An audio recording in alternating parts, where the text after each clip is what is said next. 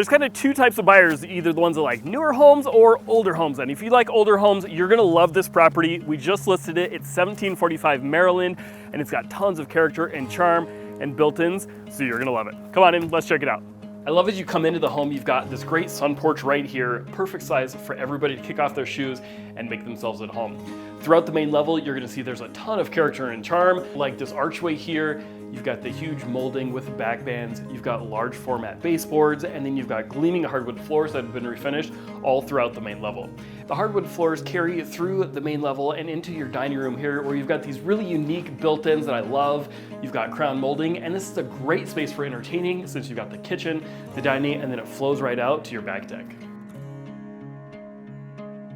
The character and charm continue as we go upstairs. You can see we've got this nice woodwork as well as upgraded carpet, where you'll find your main bathroom here, which has just been completely remodeled, and it's just fantastic with the age of the home.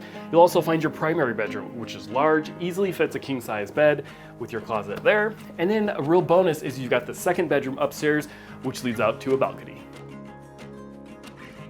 I love the outdoor areas here too. It's got this perfect little deck.